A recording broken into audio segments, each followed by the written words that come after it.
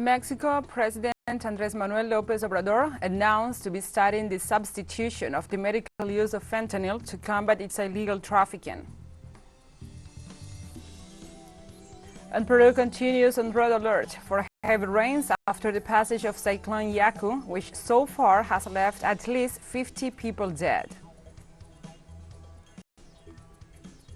And also Greece is paralyzed by a 24-hour general strike in protest over the train tragedy, which claimed 57 lives on February 28th.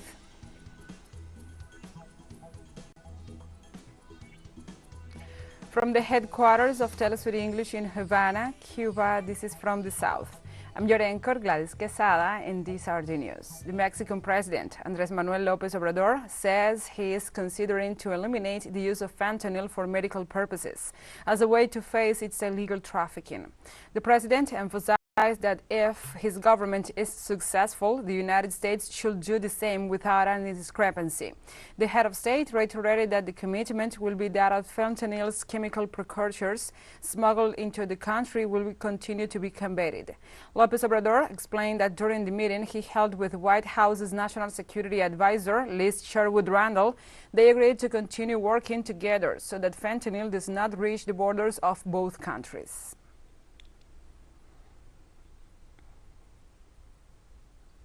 On Wednesday, a ceremony was held at the Venezuelan Military Academy to commemorate the transfer of the cadet sabre of Commander Hugo Chavez to the mountain barracks. Defense Minister Vladimir Padrino López led the ceremony, which ratified the commitment of the military to Chavez's legacy, who with courage and determination defended the homeland and had the vision of a new multipolar world. The ceremony included the caravan, which was in charge of carrying for almost 10 kilometers the iconic sabre used by the Commander Chavez during his time at the military academy.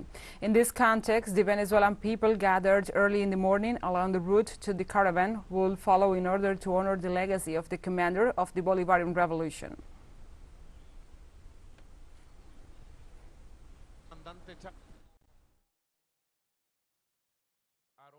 Commander Chavez did not work in vain, as some say. He promoted a conscience of anti-imperialist rebellion.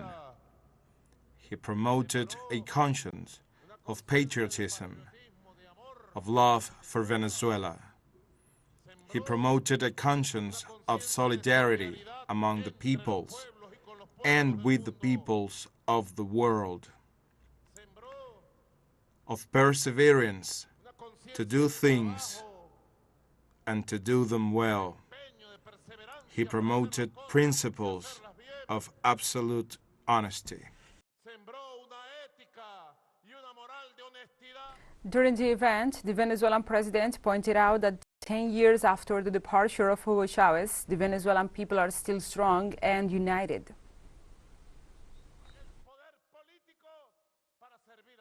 Political power is to serve the people, to put the people at the center, and not to serve corrupted groups. 10 years later, we also have to say very clearly that we inherited a homeland, a people, and a powerful civic military union from Commander Chavez. And 10 years later, here we are with a homeland. Here we have a people, and of course, a perfect civic military union. Here we are building the present and moving towards the future. The Chinese Foreign Ministry spokesperson Wang Wenbin stated that Beijing welcomes Honduras' decision to establish diplomatic ties with China. We welcome the statement by the Honduran side. The fact that 181 countries have established diplomatic relations with China on the basis of the One China principle fully shows that establishing diplomatic ties with China is the right choice that accords with the trend of history and our times.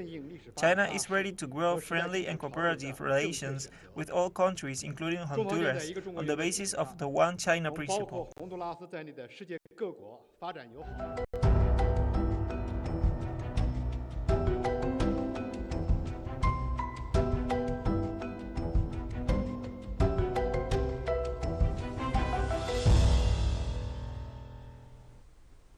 Now we move on to other topics. In Peru, heavy rains continue after the passage of Cyclone Yaku, which so far has left at least 50 people dead. The national government declared the entire district and the metropolitan Lima civil defense platform adjacent to the ravines of the Rimac, Chillon and Lurin river basins to be on red alert. Personnel and resources of the armed forces and the police were also declared on permanent alert to assist the affected population wherever required.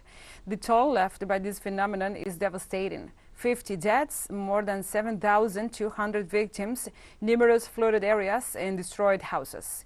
In addition, it has caused the closure of dozens of roads and more than 20 coastal ports.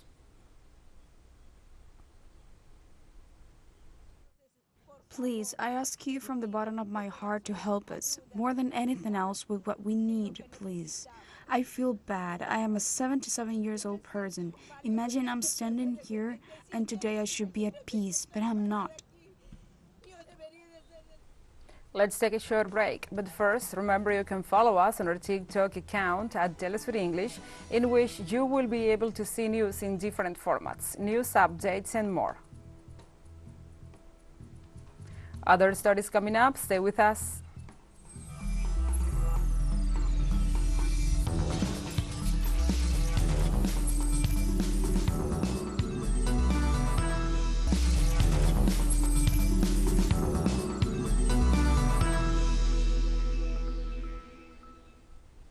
Welcome back to From the South.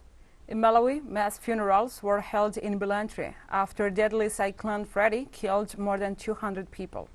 Malawi's President Lazarus Chakwera appealed on Wednesday for global support to tackle a national tragedy after Cyclone Freddy pummeled the Southeast African nation, causing flooding and mudslides that have killed hundreds.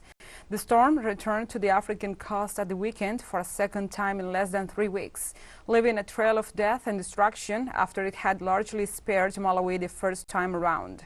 The president declared 2 weeks of national mourning as the government has promised the equivalent to $1.5 million to assist the tens of thousands of Malawians affected by the storm, which has also wounded hundreds.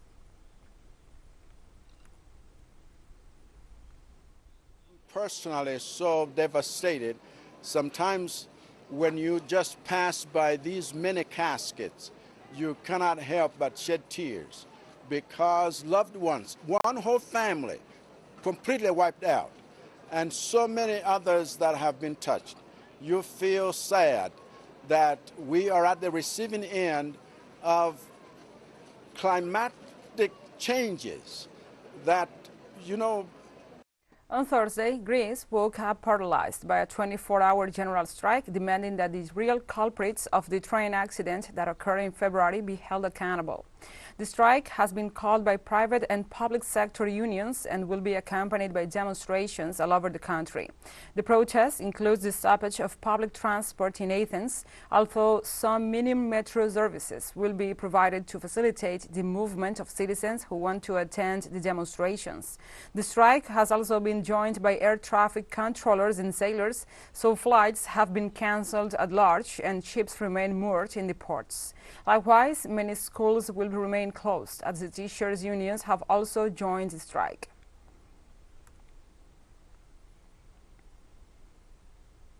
In Turkey, flash floods killed at least 14 people in 2 provinces previously devastated by last month's 7.8 earthquake. Interior Minister Süleyman Soylu confirmed that 12 victims were recorded in the province of Şanlıurfa and 2 in the neighboring Adıyaman. The Turkish Disaster Management Agency reported that more than a dozen professional divers participate in the rescue operations. The agency also reported that more than 100 millimeters of rain fell in the last 24 hours in both areas. Authorities called on citizens not to leave their homes and ordered the evacuation of civilians whose houses are close to rivers.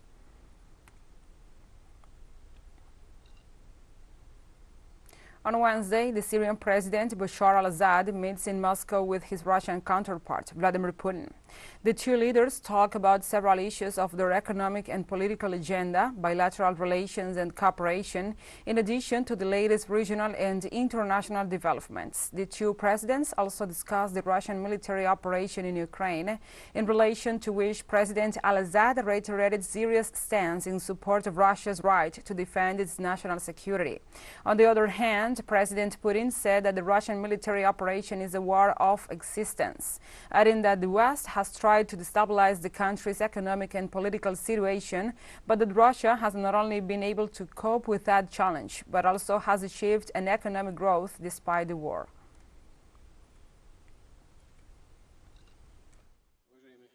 Dear Mr. President, I am very glad to see you in Moscow. Thank you for accepting our invitation. We are in constant contact, and our relations are developing. I reiterate the firm Syrian stance in support of this war against the old and new Nazism.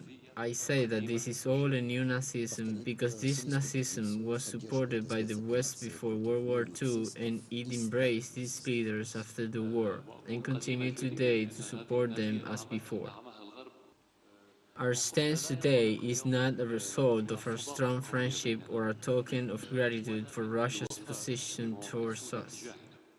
It rather stems from the need in today's world for a rebalance. Otherwise, the world will head towards explosion and destruction.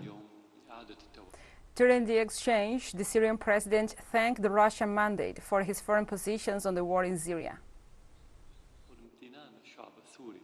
I would like to express the gratitude of the Syrian people to you and to the Russian government for the firm positions regarding the war in Syria. These positions are based on the territorial integrity of the Syrian Arab Republic and the sovereignty of its state, the denouncement of terrorism and refusal of the presence of foreign forces on its soil. And the Syrian Defense Minister Ali Mahmoud Abbas discussed with his Russian counterpart, Sergei Shoigu, the military cooperation between both nations. The two sides underlined the importance of continued close cooperation, one that preserves the security and stability of Syria.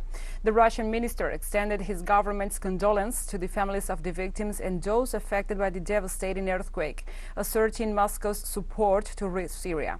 General Abbas, on the other hand, hoped that the bilateral cooperation will continue to thrive in the future, extending his gratitude for Russia's aid to Syria.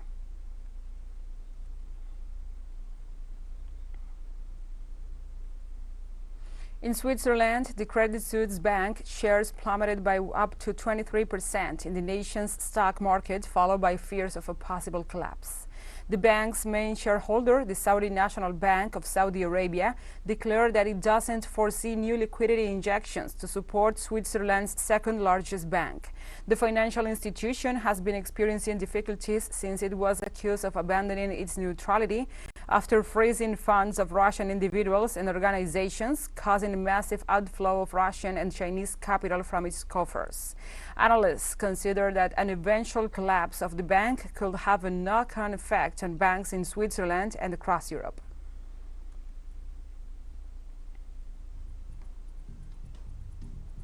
TeleSUR English continues to grow. You can now tune in from 33 different African countries through StarSat. Dial 461 and enjoy our Latin American alternative broadcast. One final short break and we'll be right back. Stay with us.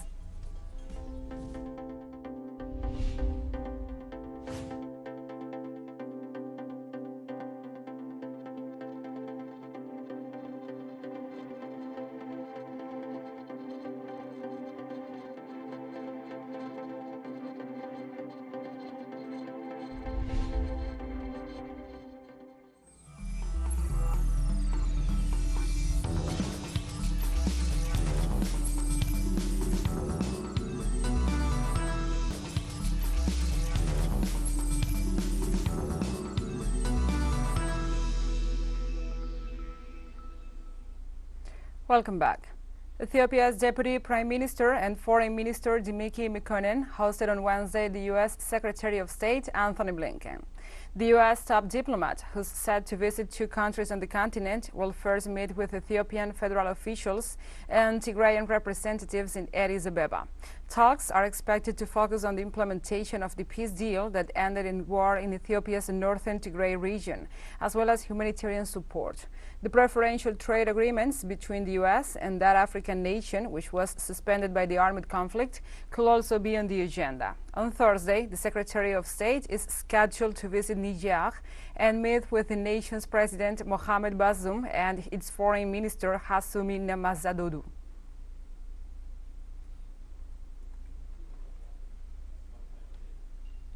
Thousands of sub-Saharan African students in Tunisia are claiming for protection as they remain fearful after a surge of racist attacks following comments by President Kais Saied against illegal immigration. The violence erupted after the Tunisian head of state blamed a group of asylum seekers from sub-Saharan Africa for most crime in the country, alleging there was a criminal plot to change the nation's demographic makeup. Amid what witnesses described as a hunt for blacks, Christian Wongwan, the president of the association representing sub-Saharan African students in Tunisia, Aizat, recalled that parents were worried about their children being assaulted or arrested. During this period of time, the group documented more than 20 assaults against students, including 10 with knives, and over 400 arrests. In this context, the entity is demanding the government put policies in place to guarantee the safety of sub-Saharan African students.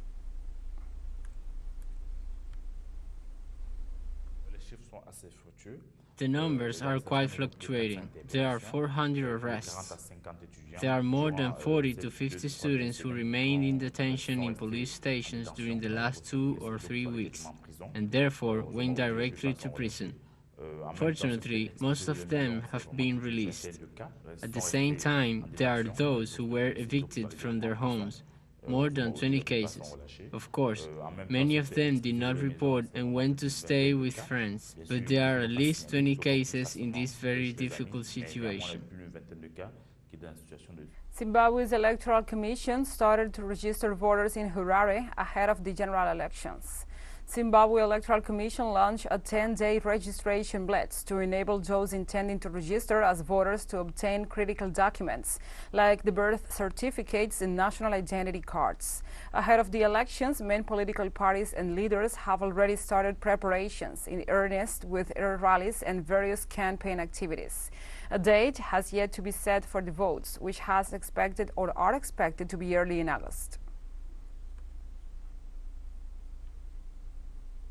And the people of the Gaza Strip are holding the so-called March of Anger in support of the Palestinian prisoners who are victims of punitive measures imposed by the Israeli prison authorities. The mobilization takes place in different points of the Gaza Strip and the occupied territories of the West Bank.